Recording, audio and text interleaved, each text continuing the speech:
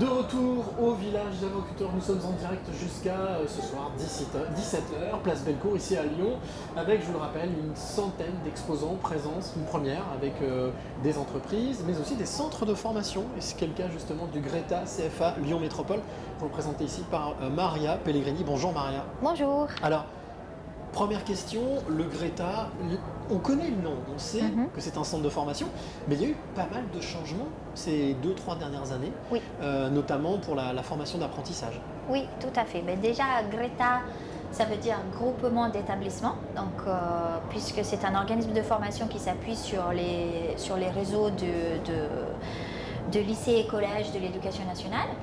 Et effectivement, à partir de 2019, on s'appelle Greta CFA, Lyon Métropole, donc centre de formation des apprentis, puisque nous nous occupons traditionnellement seulement des adultes, mais aussi maintenant des jeunes entre 16 et 29 ans qui s'orientent vers un contrat d'apprentissage. Qu'est-ce que ça a occasionné comme transformation chez nous? Parce que quand on change, quand on s'adresse à un public différent, il y a des adaptations à faire, notamment en termes de transmission de la connaissance. Tout à fait. Ben, déjà, ce qui est important pour nous, c'est le lien avec le métier. Donc ça n'a pas changé. La formation continue et les contrats d'apprentissage ou les contrats de professionnalisation font le lien vraiment avec le métier. Nos formations sont opérationnelles. Et ce qui a changé, c'est effectivement les partenariats, les rapports avec les entreprises, des nouvelles entreprises, les rapports avec les employeurs.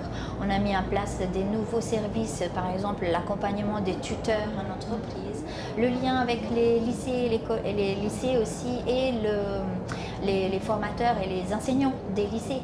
Donc, et bien sûr, ça a changé aussi en termes de contenu de formation, ingénierie de formation, puisque on adapte justement nos contenus à un parcours en apprentissage et donc à l'alternance entre la partie en centre et la partie en entreprise. Alors, vous le disiez, vous êtes en contact direct avec les apprenants, mais aussi avec les entreprises. Tout à fait. Qu'est-ce qui, d'après vous, a changé ou quels sont les secteurs qui sont peut-être le plus en tension ou en demande? Alors, nous avons plusieurs secteurs dans le cadre de la formation continue, mais aussi dans le cadre de l'apprentissage.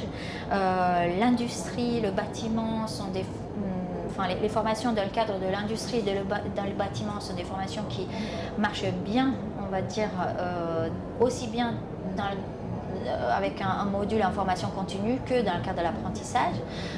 D'ailleurs, on a de la mixité, donc on peut effectivement mélanger, mettre ensemble les apprentis avec les adultes en formation continue, qui parfois ont le même âge d'ailleurs.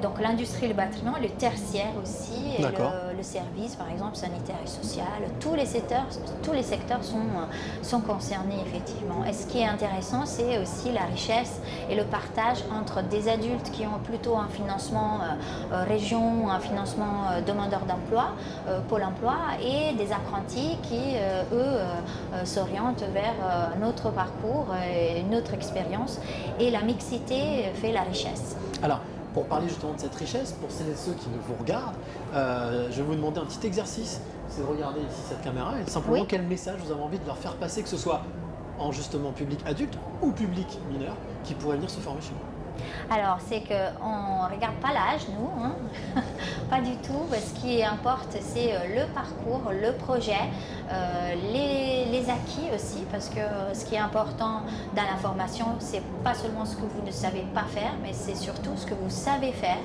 et qu'on doit mettre en valeur pour arriver à atteindre un objectif, que ce soit une certification, un diplôme, en vue d'un emploi et puis d'une reconversion professionnelle.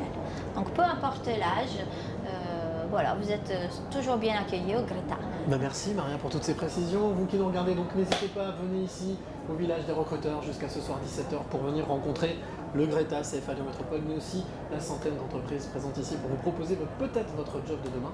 Et quant à nous, on se retrouve dans quelques instants avec une nouvelle rencontre.